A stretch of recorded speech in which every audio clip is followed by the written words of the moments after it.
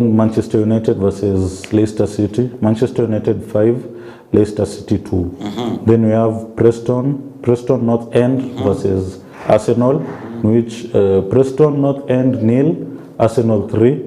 And then we have Newcastle United versus Chelsea, in which Newcastle won 2-0. And then the final game was Tottenham Hotspur versus Manchester City, in which Tottenham Hotspur won 2 and Manchester City 1. So those are the results for the Carabao Cup. During the past week, whereby some notable teams were thrown out of the competition, namely Chelsea, Man City, and which other team that Aston Villa was edged out. Brighton. So literally the only teams that can pose a challenge to Manchester United is just Liverpool and challenge to Manchester United. Yes, I know what I'm saying. And Arsenal only, and Tottenham maybe because of, but not Tottenham because I feel the next fixture Manchester will be winning against them. So those are the results for the Carabao Cup that happened during the weekdays last week. So if you have any comment about it, because I don't think the time will allow us to speak about it. Otherwise, I just wanted to give you to have the results and just to show you the teams that could not go forward. What I don't believe is how Liverpool survived that cup and also on weekend. I don't know how they survived. Different class, eh? Yeah. And I'm just made to understand that in a span of a single week, Newcastle beat both Arsenal and Chelsea. But you know, with Newcastle alikuwa amechapwa. Team D. Newcastle alikuwa amechapwa na so to Newcastle it was like a revenge to Chelsea, because Chelsea walikuwa wamewachapa. The reality is that for us we played Team D. There's no difference. You miss out chance for a trophy. You can label the team because I don't think Nkunku can fit in any B team. I don't think Joe Felix can fit in any B team. It's just because we have numerous squad players. That's why you can say Team B, but it doesn't mean that Team B is worse than the first. If Manchester said Team B, we can check. But if it is Chelsea with 46 first team players, there is no Team B. Now, let us go to the English. Before we go to the English Premier League, let us start from the Bundesliga, because I feel like we should touch a bit on the Bundesliga and the results. Of course, anybody know the results first of all? Yeah. Only the results in the Bundesliga. Bundesliga is another one, comedy. Because I feel like even just for a little bit, let's just talk about them, because sometimes I feel like we sideline them. Do you have them? Yes, let us go. I feel like people are saying Leverkusen are struggling to maintain the pace of last season. It was bound to. Same. I see it that way, by the way. Before we go to that, let's read the results first, Rodney. So on Friday we had Leverkusen versus Stuttgart, who drew 0-0, and then Bayern Munich won 3-0 against Union Berlin. Frankfurt won 7-2 against Bochum. St. Pauli won 2-0 against Hoffenheim. Holstein Kiel won 1-0 against Heidenheim. Wolfsburg drew 1-1 to Augsburg. Dortmund won 2-1 against Leipzig. Freiburg drew 0-0 against Mainz, and then Mönchengladbach won 4-1 against Werder Bremen. Yes. So those were the Bundesliga results this weekend, and let's talk about Leverkusen, because at least we had started on that. We are saying Leverkusen registering some results that we were not seeing last season. You know, it was a surprise team last season. Do you think it was just by luck? You know, Kamoto Karatasi for last season, and this season things are becoming tougher for it. They drew, of course, they didn't lose, but at the position they are right now is not what we saw them do last season. And this brings to question as to was last season was it a lack on them last season, or what is it? I think last season it was just their season. Ilikuwa tu ile season yao yenye they went unbeaten, and I think it was just Xabi Alonso registering himself into the league, and then now coming into the now the challenge is always defending that league, and I think it's now becoming quite a challenge for them, because if you look at match day 8, they drew against Werder Bremen 2-2, and then now this match day 9, which was this past weekend, they drew 0-0 versus Stuttgart. So unapata sahi sasa it's like the pressure is starting to catch up on them, and teams like Bayern Munich are cruising. They are going like they are running away with the title, and it's tight. It's quite tight because Leipzig are also in the mix.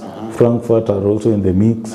Borussia Dortmund saini kama wameanza kuingia because now they have won their last game, and it was quite a big win for them, for Dortmund. So ukiangalia sahi the title race ya Bundesliga, it's now becoming quite a challenge for them.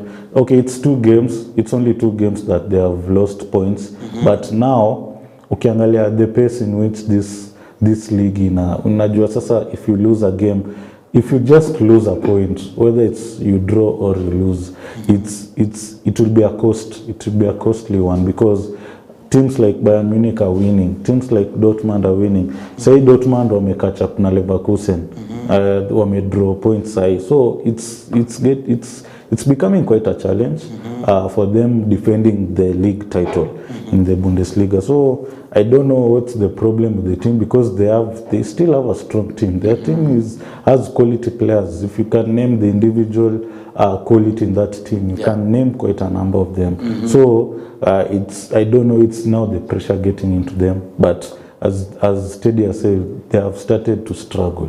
They have started to struggle, of course, due to the performances you see week in, week out since the beginning of this season. Because especially they are drawing a lot. They are registering so many draws, and that is a minus for them, because it takes away the 2 points. This is a team that we expect to be winning, because they're the defending champions. We expected them to give again Bayern Munich a run for their money, but we are seeing Bayern Munich now stepping up to what they did last season and just registering wins week in, week out. So I think what I can say is there's a probability that Bayern Leverkusen will maybe won't even either be in the top 2, because I feel like with now Borussia Dortmund now coming up to their standards now, and the question of Leipzig coming up, and is this Stuttgart?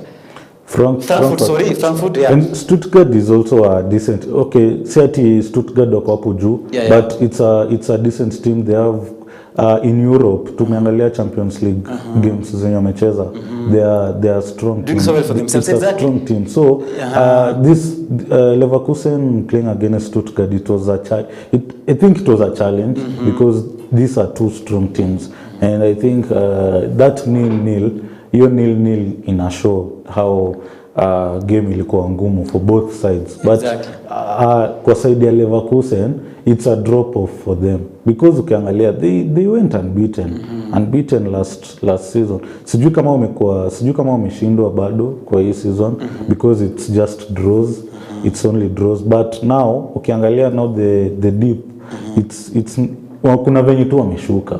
Ukiangalia hiyo say wameplay 9 games. So last season 9 games they were coming up. Exactly. They were coming up. So it's a deep in position, and say venye tumesema Dortmund kuna venye walikuwa wameshuka.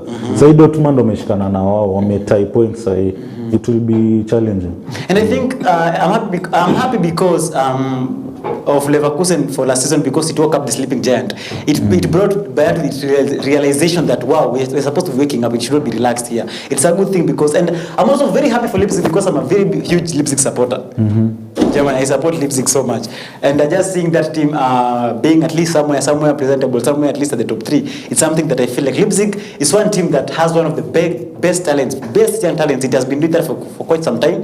The problem with Leipzig is that it's only on business. A player shines 2 seasons, he's sold to some places. But I feel like if Leipzig could be retaining their players, they will be a very tough team to play against. And I feel like, and that's what Arsenal did. And we saw changes. There's a time Arsenal was also an academy for other teams in Europe, but now that's not the new. I think this season we are going to watch. Remember last season we were speaking about this is a 2 horses for Bundesliga. You remember when we were saying it's about Leverkusen and Bayern. All of a sudden Leverkusen ikachukua. Yeah. But this season I'm looking at Leipzig, the way they played. These guys are okay, because if you check their loss, game wame lose 1 game only, right? Only 1 game, only one. They have 2 draws. They have won 6. Yes, they have won 6. It's only Bayern that has won 7 there. Yeah, so Leipzig, considering also it's a Red Bull, it's part of the Red Bull, Yeah, it's right? part of the Red Bull, yeah. And they have right now the manager who was for Liverpool there, Yeah. who is ni kama ndiye amesimamia in terms of talents out there, Yeah. and also managerial.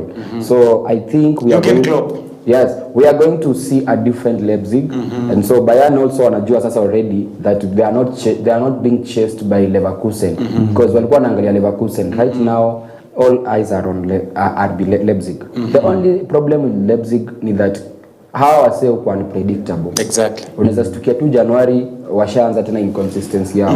Yeah, but I think this season Leipzig is a team to watch. Frankfurt, I'm not surprised number 3 because it has always been a good team there.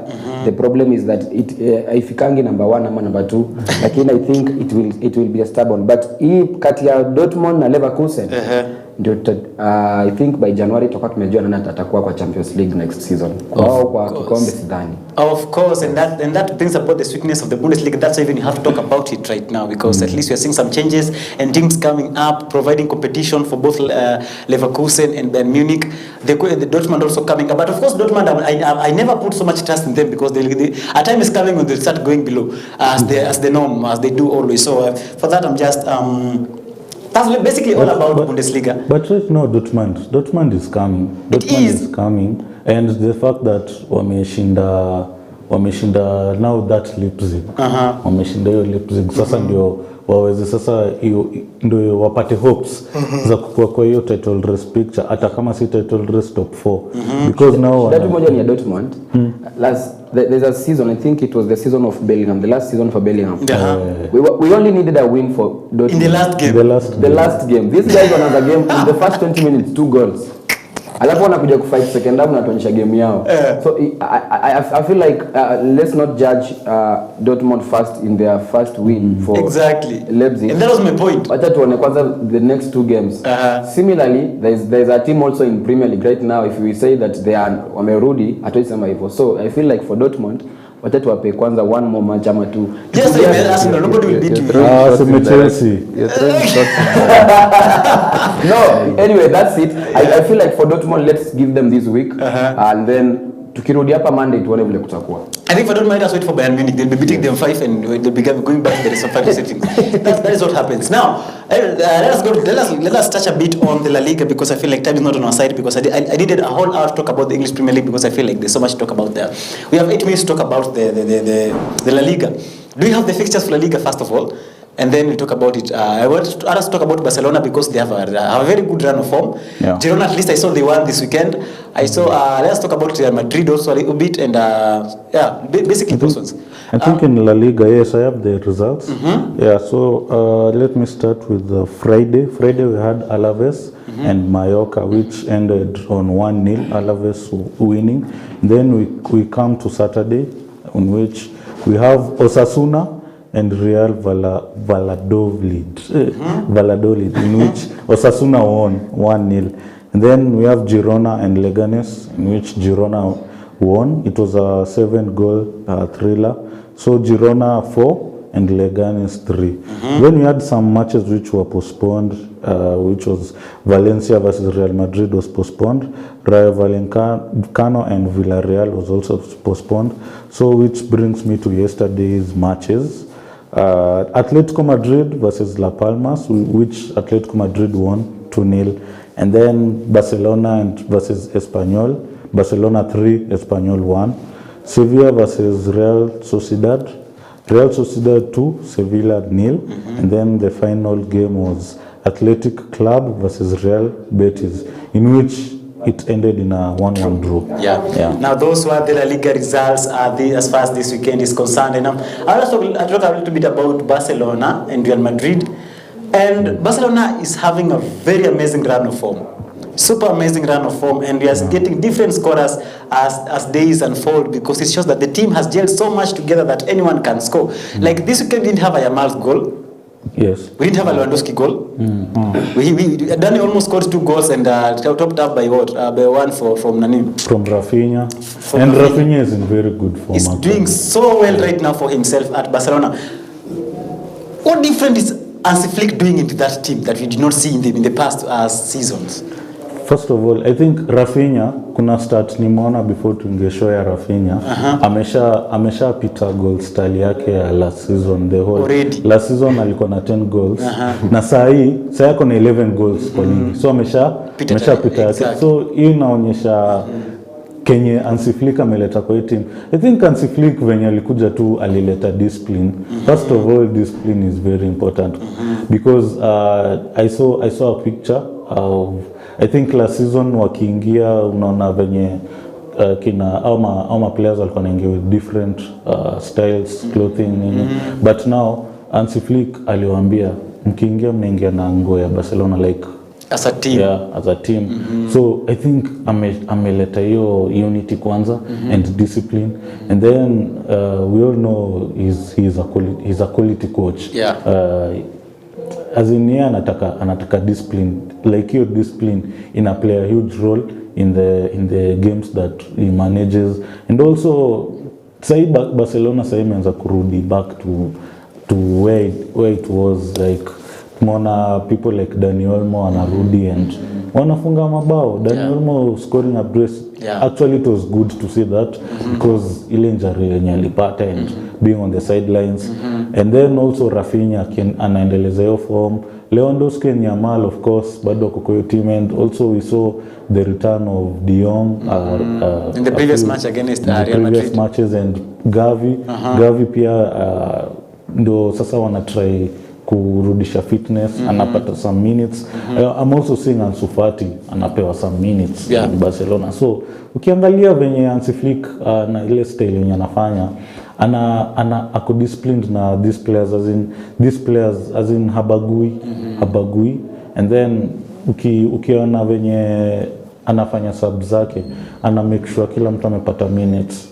Ukiangalia tuka Ansu Fati wase walikuwa washaanza kumrule out kwa hii Barcelona team, but anampea chance as in kutoa Rafinha kwa Ansu Fati ndo atry another.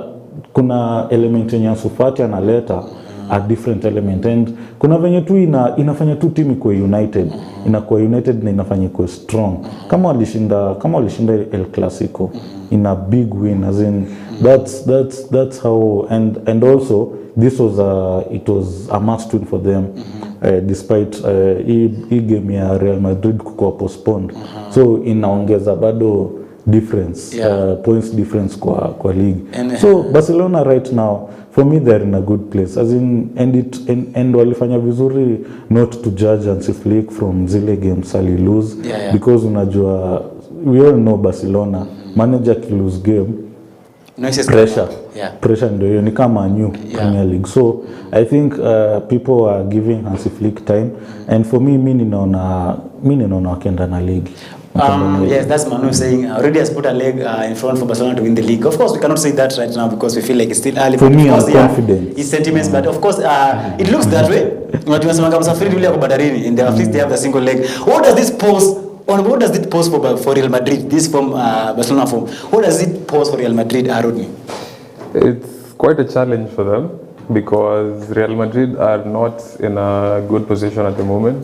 They have a bit of squad issues. They're kind of struggling to integrate the likes of Mbappe and Vinicius into their attack, so they're not really as gelled as Barcelona. But at the moment, Barcelona are, in a very good position. They are currently first in their league with 33 points. Real Madrid are behind them with 24 points. That is already a 9 points difference, and it's just 12 games into the league. So it shows that they have a lot of work to do over there, and Real Madrid are not having it easy because they're still struggling with injury issues. They're missing their key players, so it's not going to be an easy season for them.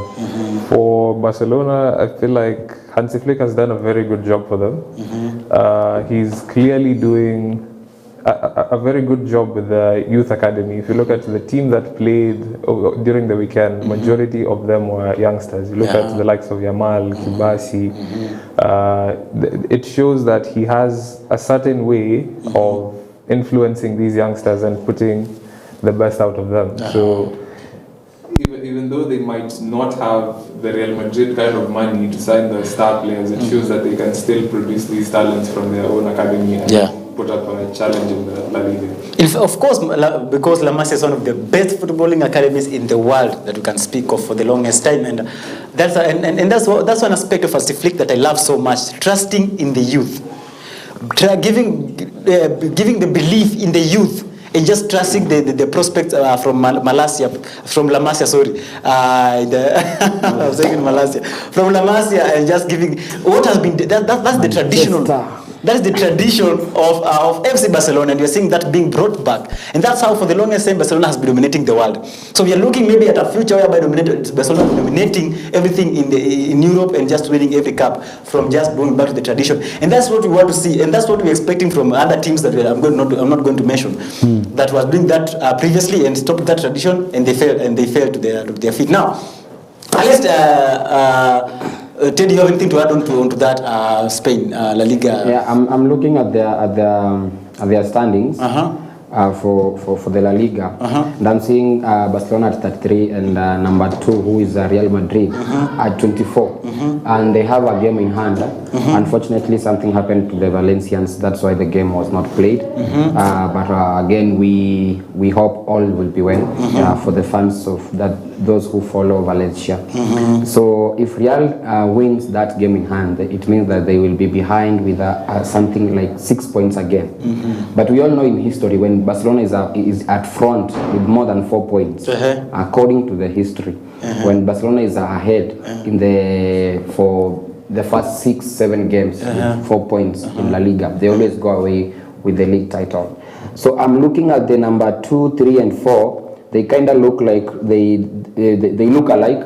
Ni kama bado hajaamua nani atakuwa number 2 na 3 na 4. So for me, I wouldn't say that it's gone with Barcelona yet, because again also Barcelona unajua hizi wins ni wamekuwa nazo, wins kubwa na mabao mingi. Imefanya tumesahau kuna place wamepigwa, pia kuna place wamelose hapa nyuma. So imefanya pia tumwafunika hiyo, but let's watch Barcelona in the next 1 month to come, which is this one, and the next month January we see how it goes, because for real right now Barcelona are flying. And their strikers, that is their forwards, that is Yamin and Rafinha, mostly Rafinha. When this guy was in Premier League, we saw the potential in him, and I think the time that Xavi was there, they almost sold him actually on loan back to Premier League. But I think the new manager has a trust in him, and he has found a good system for him. So I think players, if you want to get good out of something good out of players, it's about the manager. A manager who can come up with a good system, and he takes the team to the next level. Definitely, that is so right. That was Teddy there telling us more about Barcelona and every aspect of it. Now, I want us now to jump right into now the English Premier League, whereby there's a lot of sporting actions this weekend, a lot of disappointment from some quarters in the league, and some happy moments for some, or literally let's say most fans out here. Just say Manchester United. Nothing else. Stop beating around the bush. Yeah, just say Manchester United. We feel like we won yesterday. Yeah. I'm not going to say that now.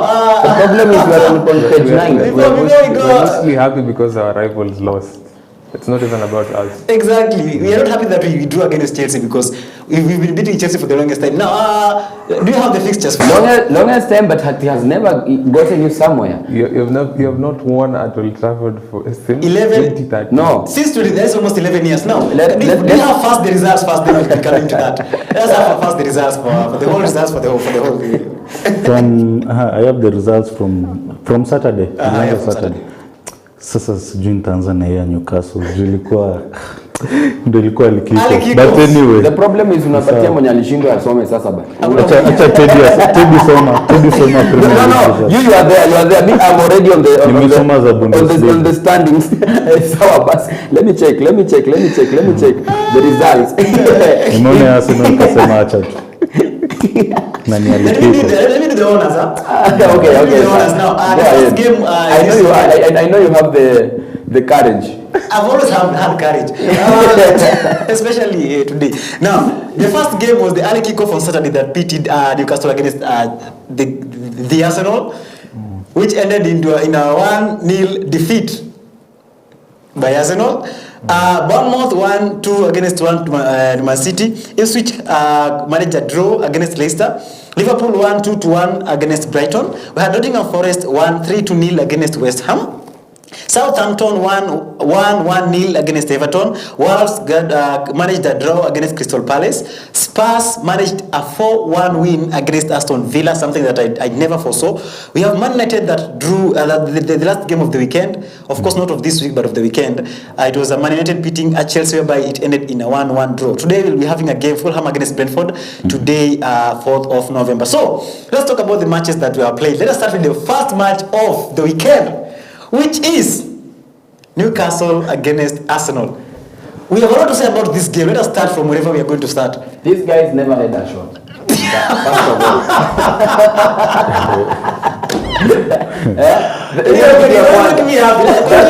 Continue, just continue. How shot and I'll say when come ground kuambia Newcastle unajua nini sisi tuko na injury manze. Fanyeni shughuli muende nyumbani. Exactly. Yeah, so I saw the game. I see many highlights. I saw the game itself. But again I'm concerned with Arsenal number 9 actually. Siko baya, but I'm concerned with Arsenal number 9.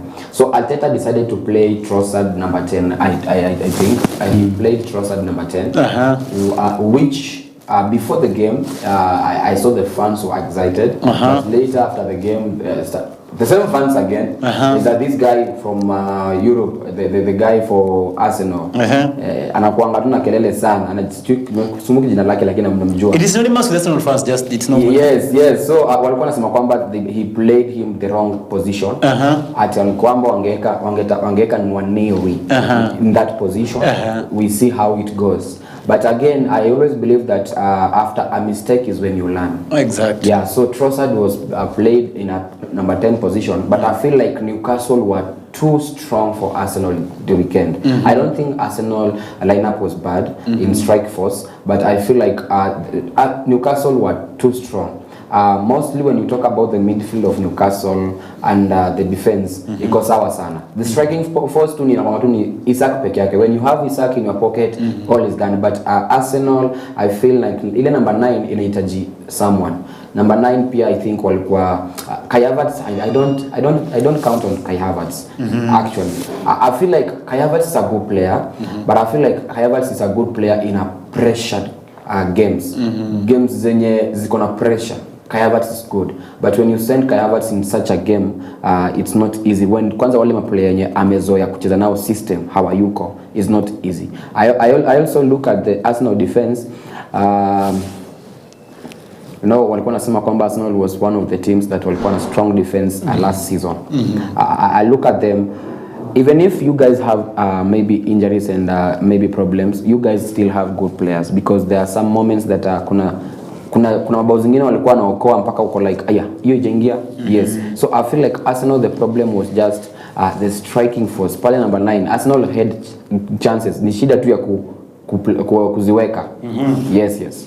And let us go to somebody who says Arsenal plays haram football. Rodney, talk about haram football that Arsenal plays nowadays. Very important. What I can say is, I feel like it was a very lackluster performance from Arsenal. And on one hand, I feel like Arteta has abandoned whatever principles he had before this season or even last season. I feel like he's become a bit too obsessed with the dark arts, as we call them. and he's kind of thrown away whatever marginal gains they made either last season or the season before, and he's now kind of trying to, defend mostly and ignore. Let me cut you short a little bit. I think Arteta is a wise man, because you cannot use old methods to win something, to get different marks. He has been using good football in the last 2 seasons. They did not give me any cup. So I think this season he has decided that maybe this one can give him something at the end of the day. But the problem I have is Arsenal have spent quite a lot of money, and the most that he can offer or bring up on the field is a bunch of defenders and defensive midfielders. And anytime you watch Arsenal playing, the goal is not necessarily coming from their attack per se. You're only worried about them scoring whenever they have corners and set pieces. Yeah. So it's kind of an issue for them, because if you find a defensively good team, for example Newcastle, and you don't get those set pieces, then now it becomes an issue because you can't score. So it shows that Arsenal have quite a bit of an issue this season. I'm not sure if Arteta is going to abandon now the dark arts again and go back to whatever tactics he had. I feel like, to me, the best football that Arsenal played was in the, I think, 21-22 season. The first season that we had Ten Hag, that Ten Hag came in as Man United manager. That's the point where I feel like Arsenal played their best football. They played possibly the most entertaining football in the league. Right now you watch Arsenal playing and it feels like they're just a copy of Man City, because they have the same kind of boring football. It's just defend, pass the ball around. If you manage to score, fine. If you don't, you've not conceded, which is kind of boring if you look at it from the perspective of the Premier League.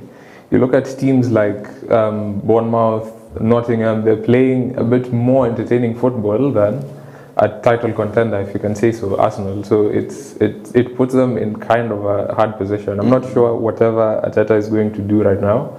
I've seen reports in the morning that the sporting director, Edu, is going to leave, I think, at the end of the season. So I'm not sure how they might be affected behind the scenes, how the recruitment is going to be from now on, but they have a bit of work to do going forward.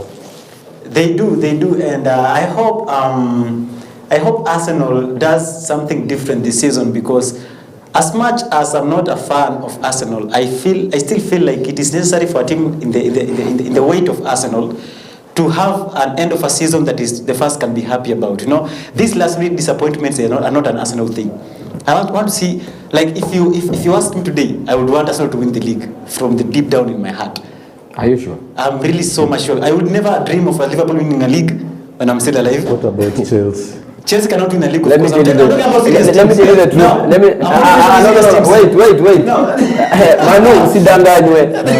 Manu na Arsenal are enemies.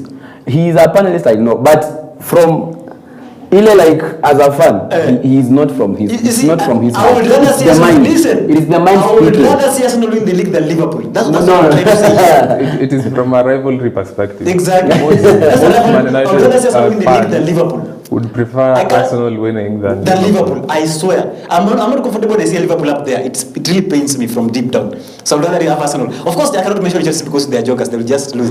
As we go, they'll get there now. Between Manchester, Liverpool, and Man City, where is London coming in? Nowhere. I'm not saying. Would you be happy if Chelsea won the league today? I wouldn't care. Because they are not posting anything. They are not posting anything to the numbers of the leagues. So I wouldn't care. I wouldn't see Man City.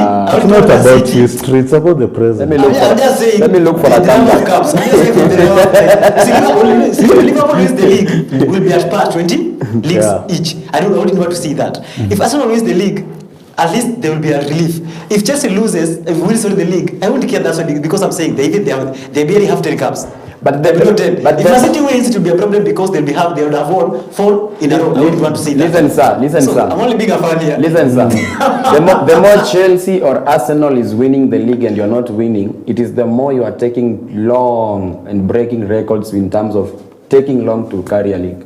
If Chelsea has to reach where Manchester is, it will take 11 years. 11 years. Exactly. Now. Is it long from now? Very long.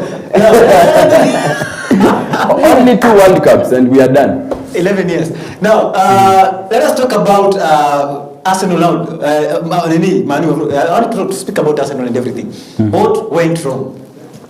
I think, first of all, ukiangalia line-up hata Teddy venye amesema, si ile line-up tu unaweza complain. Okay, the disappointing one ni ile maybe you expected Nwaneri to start because he performed well in the Carabao Cup. That was the highlight. unajua sasa ukiangalia hiyo match na uone this guy performed well, you have Lewis Kelly and maybe the other squad players. Ukiangalia that they are trying their best, they are showing the manager this is what I got. Now Nwaneri scored a worldie, as in he scored a beautiful goal, and a lot of Arsenal players were like, now I think now it's time, because this kid umemweka kwa bench sana. As in ana show hata the other Carabao Cup ile game ingine alishine yani, and then akiletwa kama sub analeta impact fulani. Ile venye alikuwa kama sub ya Newcastle, circumstance haiku allow aweze kushine, because Newcastle na venye walikuwa compact on defense. Sisi tuko under pressure pia. I think hii mambo ya dark arts football acha tu niguzio kiasi. I think ni juu a certain player is missing, like Odegaard. Now when another player anaekwa hapo, haezi cheza hiyo ile entertaining game yenye ilikuwa nasema, because hata si tukianza season tulianza season vizuri with Odegaard. I think now venye Odegaard alipata injury, hata ilikuwa hata hizi games zenye tulikuwa tunashinda na some doubts, kama ile ya Leicester na another one na hiyo I think Brighton tulidraw, but kuna some games zenye tulikuwa tunashinda like very not convincing win, acha niseme hivyo. But now ukiangalia hii game, I think hii lineup, ukiangalia the striking force, huwezi jua nani ndo striker, huwezi jua nani ni number 10.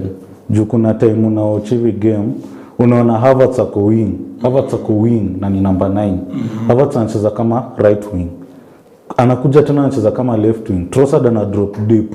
It's like kuna time tunacheza we don't have a striker. It's like we tuko deep too.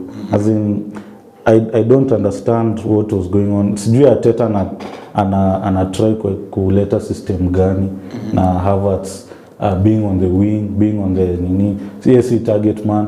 I think hapo kwa striking force pia haikuweza, because now ukiangalia now the person to give you service, it's not working. Trossard as a number 10 is not working.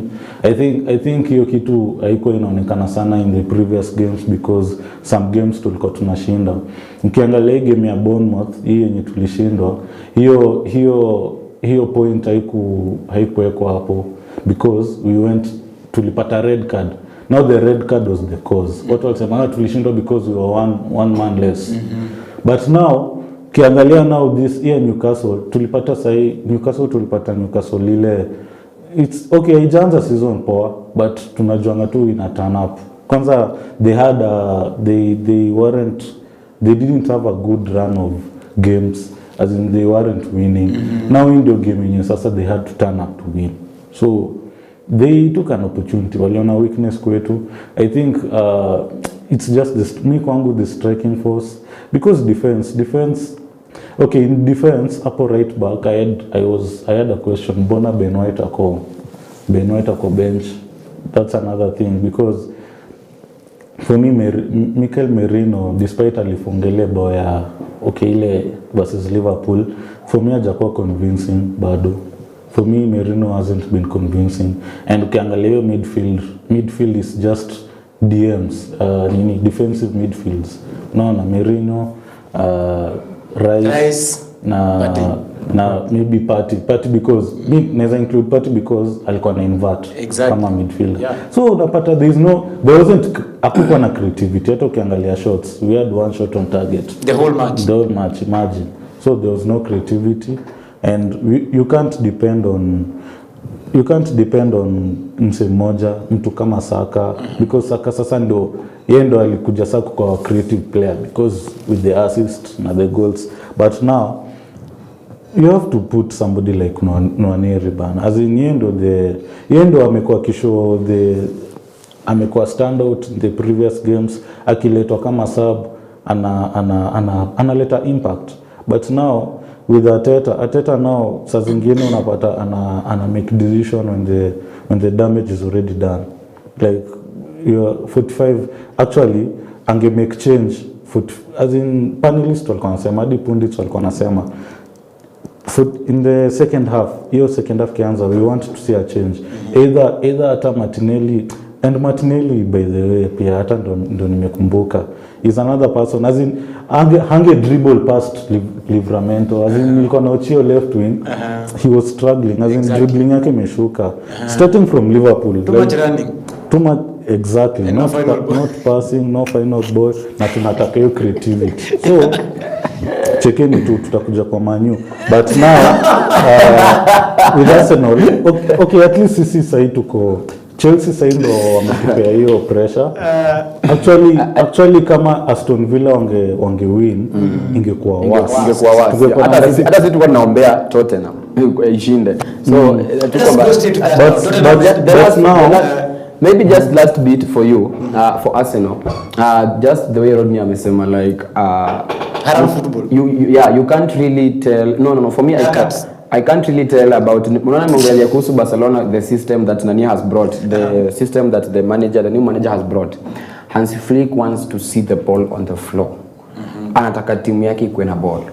I feel like Arsenal can perform well wakiwa wamefungwa number 1 wakiwa kwa pressure because that's when you see guys running with the ball on the wings and they depend on the wings and those hizo set pieces hizo ndio wana believe in sana so ukiangalia kwa Arsenal game you look at it you can see that creativity game enjoy and ukae tu chini enjoy the way game is played by players because they are mid wasonyo wanacheza kwa mid wote wanafikiria tu ku defend unacheki so the most of the players that are being played wote ni kama tu wote wanafikiria ku defend so I feel like January if it's good for Arteta he should go back to the market even if you are saying that he has spent a lot but I feel like again go for a striker I feel like again I don't know why Sterling was not played that's another thing I don't know why because we were seeing a lot of places that angepata space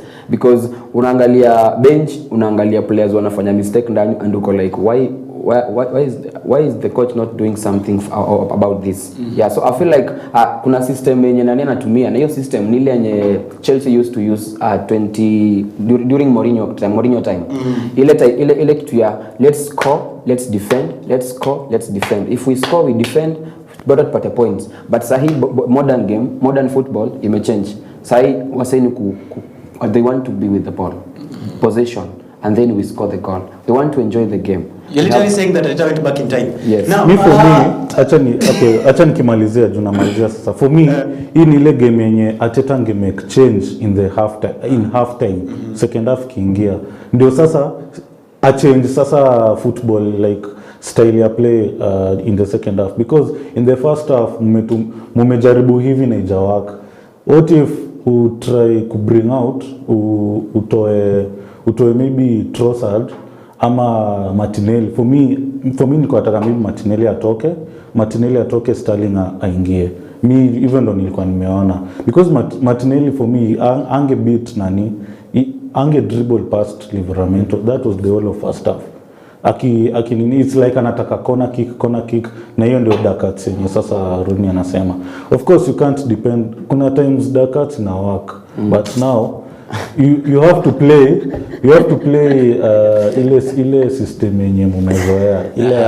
kama ni mumecheza kwa ground because sasa ninaona most of the times ni long balls anatafuta Havertz ana lose tunajua Havertz ni strong aerial duels lakini siku hizi anaanguka ndio nilisema last on Monday Havertz anaanguka anatafuta fouls zenye unnecessary and hii inaangusha tena inapea hiyo timu nyingine momentum wakipata ball so I think ni hapo tu mi kwangu okay for me with defense ko tu sawa na midfield sasa ni hapo midfield ndio shida because hapo creative midfielder hatuna na una track force unapata some hadi wezi sema ndio striker unapata Havertz ana drop deep Trossard ndo mbele. Kuna times Trossard ana drop deep kama midfielder. So I think hapo kwa striking, but I know Martin Odegaard ako karibu, but hata akirudi bado atahitaji much fitness, so that's still another time. He needs a solution. Yes. Because now tunacheza Chelsea next weekend na wako juu yetu, so it will be very before that you're playing Inter now. Imagine, that is very true, because I think Arsenal needs a quick fix. Arteta needs to go back to his drawing board, if that makes sense, and try to see what he can use. To use the strength of the players he has right now at his disposal, than just trying to guess everything to make sure things work in the future, which are not. Thank you for everyone who is commenting and talking and just sharing everything on our social media pages. I'm here on Facebook.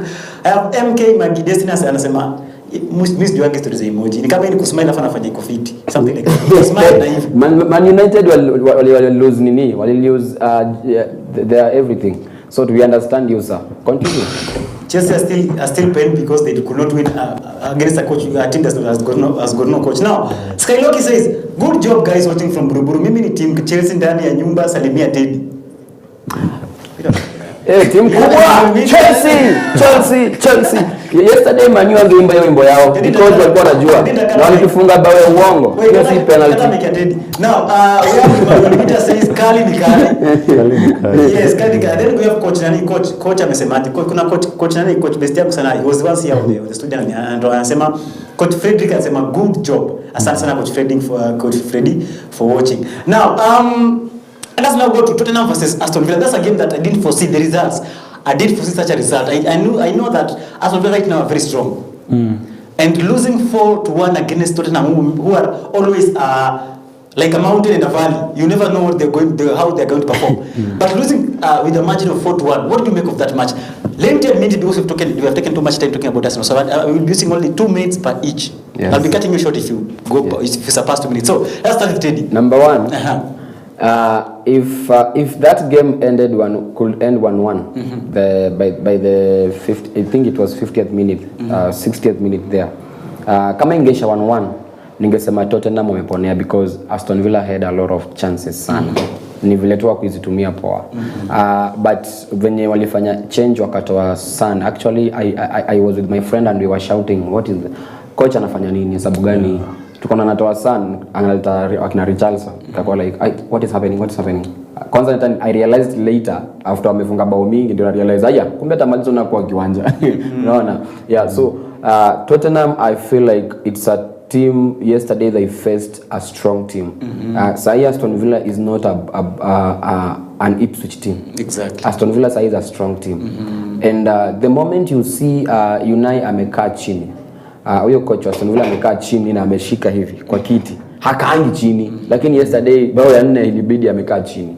Yeah, so I feel like Tottenham yesterday their sub sound ziliwasaidia from the bench, and it's good for every team to have a good bench, that anytime umekuwa squeezed sana unaweza turn back to your bench. And I also kongole kwa midfield sana ya Tote, wale our black guys kwa hiyo mid wanacheza fiti sana, walinibamba sana yesterday. I enjoyed the game ya Tottenham sana. So for me, kongole kwa Tottenham, sina mengi ya kusema because they are my enemies. As Eden Hazard always say, when you see a jersey ya Tote unaweka kando. Yeah, so kongole kwao. You're so jealous. You later teams are so jealous of Tottenham, both of you. Rodney, what can you say about that? Just to add on what Steady said, I feel like Tottenham had a poor first half, and it's only that Aston Villa were unable to capitalize on their chances. But now, coming into the second half with the substitutions and a few changes here and there in the tactics, Spurs were able to come back into the game and eventually win, especially Dominic Solanke, who scored a brace and even assisted I think the last goal. And it was a good performance overall for Spurs. It puts them in a good position in the league right now. They are 7th with 16 points. So overall, a good performance from them. For Aston Villa, it was a bit shocking because I expected them to at least put a bit of pressure now that Arsenal lost, but it was a bit unfortunate for them. So on to the next match for them. Yes, man, I know you hate both teams. What can you say about Okay, regardless of the result, for me, I needed Tottenham to win this so that Aston Villa might not live up in the table. Of course wangeenda juu yetu. But I was watching that game and Aston Villa didn't take their chances. Okay, Tottenham had more possession because they are at home, and Tottenham were moving, as in Tottenham kuna times walikuwa na lose ball in places where they weren't supposed to lose. And I think Aston Villa, we know Aston Villa ile style wanatumianga those long balls and they're always accurate. Kwanza kuna hii ball yenye ilikuwa imepewa from John McGinn, sijui ipate Watkins ama Morgan Rogers, and it was very accurate. These guys are very accurate in their style. But now if you look at how Tottenham reacted in the second half, they came up, talk about transfers, substitutions, and the substitution in shock ni Son for Richarlison, because Richarlison came in and I didn't see an impact, sikuona impact. So even though in shock, but at the end Richarlison assisted. Son was good that game actually. Sijui mbona alitolewa. I don't know if it's much fitness, but Son was looking very sharp actually after that equalizer, because Ali assist that equalizer, and akiwa tu na ball he was taking on players and he was dribbling past them, as in kuna time alikuwa tu ana cut inside anapita watu, and then right after that I see the coach subbing him off. Hata ukiangalia reaction yake it was not good, feel poor.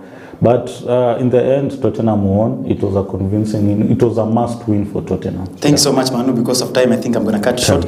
Let us talk about Bournemouth versus Man City. A game, another shocker of the weekend. Man City losing to Bournemouth 2-1. And there is something that most of us did not see coming.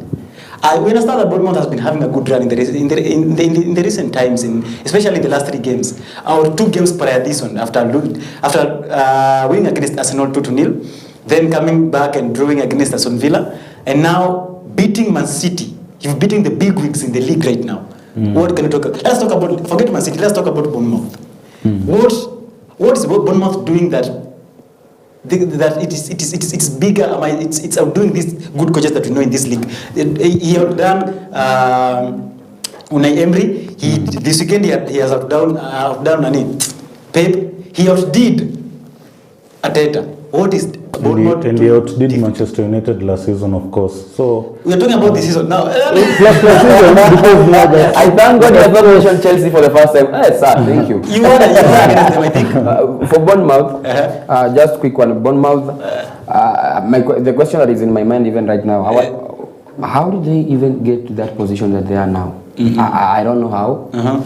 Number 2, when I saw the results, how they performed against Chelsea, the way they are so good at set pieces, the way our wanajituma. You know, if you want to know a team that is ready to play football, football is not just going, tuko hapa. Football is about coming up with moments, creating moments.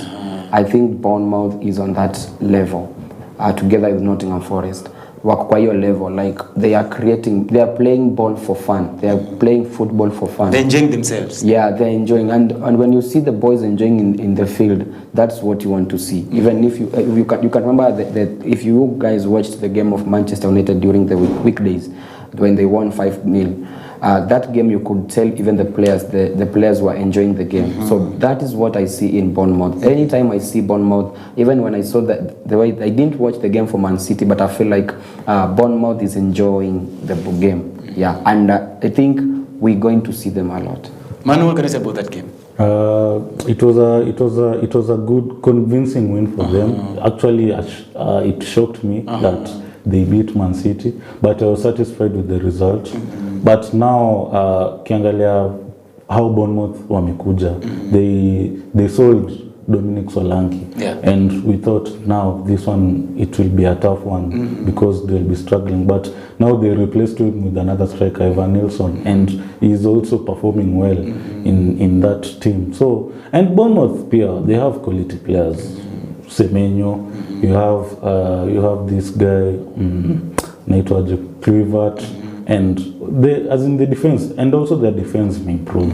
You have Senesi and Nani Kakes, just to name a few. So as in any team ni zile zenye zitatushock hii season, because now kiangalia last season it was Aston Villa, previous season was Brighton, and so Bournemouth and Nottingham Forest, now they are coming up, and for me Bournemouth beating Arsenal, and it's like last season when Aston Villa walichapa Arsenal and walichapa Man City. Same case to Bournemouth this season, beating Arsenal and beating Man City.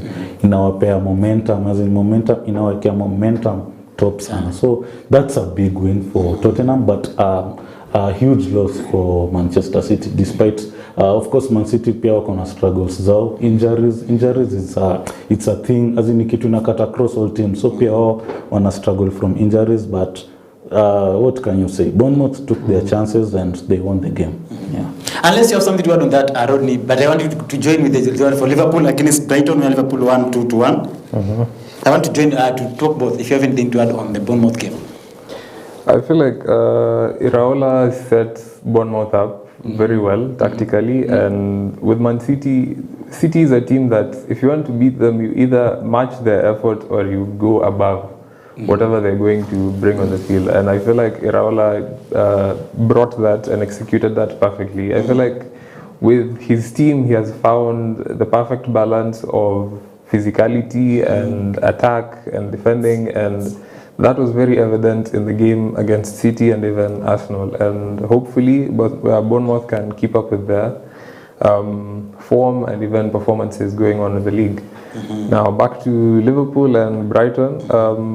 It was an entertaining game. It was very much end to end. Both teams had their chances. They capitalized on some, but at the end of the day, Liverpool managed to get the win with a very good goal from Mohamed Salah. And I feel like Slot has, he has very much revolutionized Liverpool. We kind of felt like maybe Liverpool would kind of slip down after Klopp left, but he has filled his shoes perfectly, and he's put Liverpool up to the task to win the league this season. And as much as I don't want them to, and I wouldn't like them to, I feel like they have a very good chance in winning the league this season. Majority of the players are very much up to the task. You look at the likes of Van Dijk, you look at Mohamed Salah, you look at Trent. The attack, the centre forward has a bit of an issue with Nunes, who hasn't really had too much of an effect in the Premier League this season, but I feel like eventually maybe he might find a place in the team, because Jota is right there, and I feel like once he recovers from his injury, he'll just come back to his rightful position. So overall, kudos to Liverpool, and they're keeping up with their good form this season. So. Yeah, I think that this one of the fixtures, I feel like I'm not supposed to talk something positive, but I have to because of the work I do. But if you get me down there at home, I would say I will never say anything positive about Liverpool. Anyway, that's just rivalry. Now, I want us now to go to the game of the week of the weekend. That is Chelsea against Manchester United. Manchester being at home. A game that, to me, I think it was somehow boring. Yes, boring. I didn't expect that level of football from these two teams. Maybe because one has a team in form, the other one I think is on form. So I expected so much from Chelsea. For me, because the form that Chelsea are in right now, you expect them to go past Manchester easily. I was very scared about this game. This one of the games that I felt like maybe we were looking at a loss. But I'm thankful because at least we managed a draw, despite the fact that how it came about. But what do you have to say about this game before I air in my contribution? Let's start from Manu, because I know Teddy will talk a lot about this game. Let's start from Manu. It's ironic that you are saying that you are waiting for a loss, and last week ulikuwa unasema new manager bounce. I was checking the link. I was looking for the link. The link where you spoke that. You say, what did you say about a new manager bounce mkiona Rodney? We will beat Chelsea. No, that was just hearsay. Well, correct. Yeah. So okay, back to the results. It was a 1-1 draw. I watched the game. Okay, I didn't finish the game because it was too boring. Hey, Manu, unaweka mbaya. But okay, serious. Be serious. I came back to check the highlights because now your time when you boss in And just to cut you short a little bit, there's something here. There's one thing I want to give you some aspects of some points whereby I feel like we should tap in. This, especially on the Manchester United side, I felt like this guy was very wasteful. I think the whole Manchester United, most of Manchester United players were very wasteful, especially the forward line. We talk about Garnacho, we talk about Bruno Fernandes, we talk about Zagzi. Very light and just falling anyhow, like the lady talked about. Falling every time. Any slight touch, you are falling. Then Zagzi comes in, does a whole lot of nonsense. Literally nothing. And you can't help but wonder. The forwards in Manchester, what is their problem? And then to touch, when I speak about forwards, I didn't see so much of Jackson yesterday. As the same way I didn't see so much of Palmer. I did expect that from Palmer. I think he did well for himself, but not his level best. I didn't see so much from this guy. Is it left back or right back? This guy, Neto, when he came in. Neto actually, that game he wasn't to his best. To his best, of course. Steady Canates. Yeah. So what can you let us know? What do you can say about it? Okay, now on a Manchester United perspective, if you look at now coming into this game, because we've sacked Erik ten Hag and now the interim coach Nani Van Nistelrooy. So that game, at me, I predicted Chelsea to kind of win because now you guys need to find a system with a new manager because it won't be an instant success or impact. But now it was very tight. Nearly tight. Both teams cannot find ways to break their opponents. Manchester United, of course, they are the ones who have had the ball sana in that first half because they are at home. Kuna times they are playing a pass or maybe going backwards and you hear the crowd like you had a free player at your side, and it was visible to Manchester United because they don't have to. Wamekuwa struggles. You lose the ball too easy, and if you look at that game, as in it was chaotic. Actually, it was chaotic because Chelsea on the other end, Chelsea ndo wange capitalize on mistakes, but now Chelsea Pia they weren't convincing on the final third. Talking about Neto on that left side. I think that's why Gusto was brought off because unapata Reece James hapei Neto your support. Reece James started as a left back, but hakuwa anapea chance hakuwa anapea Neto support. That's why ilibidi nani atoe Gusto on the other. Ndomo hiyo side ingine Madueke alikuwa anaenda forward na Gusto alikuwa anashinda kimpea support. Gusto alikuwa anaingia hadi kwa box. So I think ilibidi coach a change your style. But now it was tight. Mimi naweza sema it was a tight game. Let me say it briefly. It was tight. Goals zilikuja hapo mwisho and it ended on a draw. But now what next for Manchester United going forward after this result? Good question. What next for Manchester United, especially the fact that they are in wait for the new coach will be coming in on 11th of this month. That's literally next week. Next week, I think on Monday. Rodney, what say do you have about that game? Because I feel like, from your point, as much I know maybe some Manchester United fans right now maybe they are happy, but that's not Manchester is as much. Rodney, what do you have to say about that game? Because you're a Manchester United fan. From my perspective, I feel like Man United deserved to win the game. And as much as people are saying we were the underdogs or we deserved to lose the game, I feel like Man United had the upper hand. If you look at statistically and even the amount of XG that was generated, Man United had the upper hand. It's only unfortunate that we were unable to capitalize on our chances. I feel like some players were a bit selfish, if I can say it that way, the likes of Garnacho. Højlund had a good game, but I feel like his final pass was a bit off. He kind of delayed some passes. Some passes were not pinpoint, so that kind of cost us in a way. Also, the way we were set up front, I personally, going to the game, I was hoping Ahmad would start on the right wing, because I feel like we kind of needed the kind of technical prowess he has. And even going into the second half, I was hoping he would be subbed on, because we were kind of lacking that kind of threat and composure in the final third. But unfortunately, he was subbed on later on in the game. But overall, it was a good performance from both teams. For some players, not so good, as you said.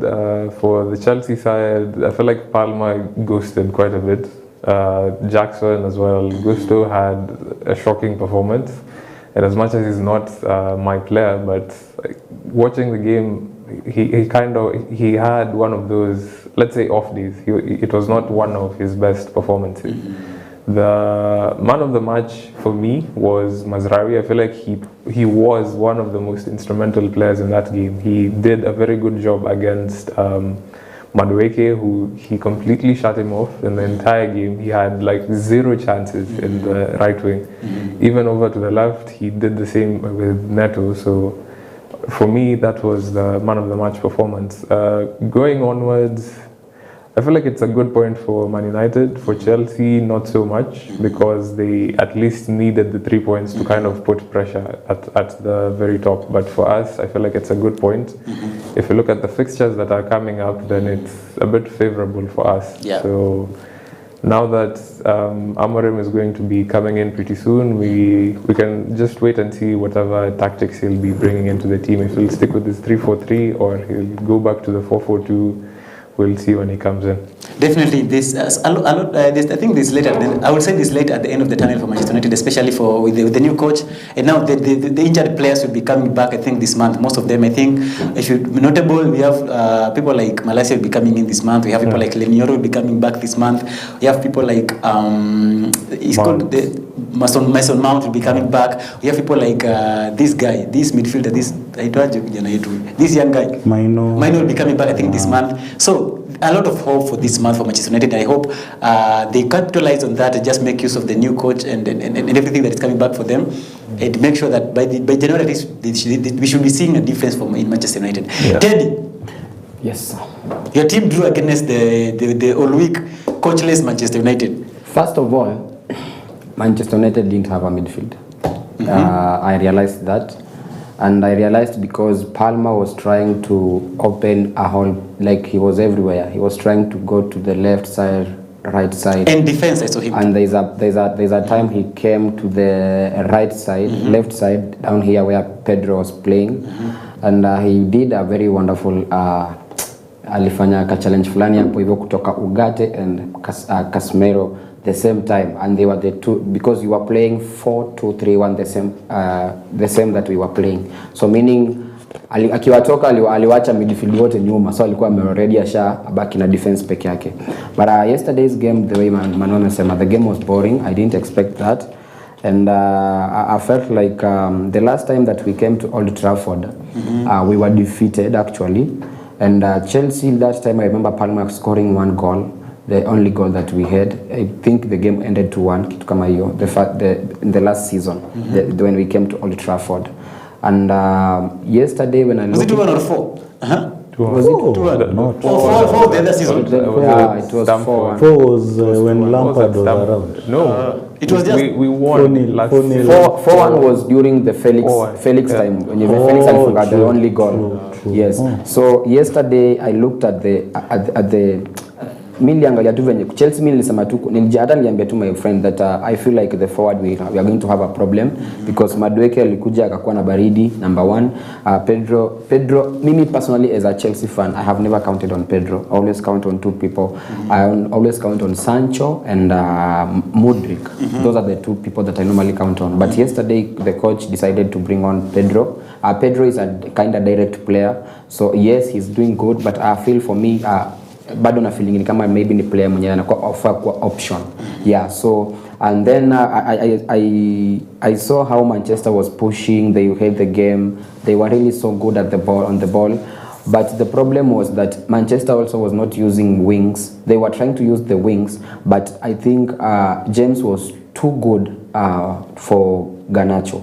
Because kuna point hata second half Garnacho alikuwa anapewa ball Manu and the guy releases the ball too fast hata before James amfikie ashapiga pass pa because walikuwa wamerealize. But I think Maresca is one of the coaches ambao wamegrow under Pep Guardiola. So Maresca has this kind of tactical mindset. Sijaelewa vile alimanage kuhandle ati James atacheza left back na usijue like Chelsea ina left back. Siku understand. First half I was so nervous, but Manze alishika vizuri sana hiyo left back and we were enjoying how James was like akipigwa ball anatuliza vizuri and left and relax. And then the defense yesterday I felt like Chelsea has a good defense. I felt for the first time Chelsea has a good central defense because Højlund was trying with Colwell kuwa na vita pale but kulikuwa na a good game there.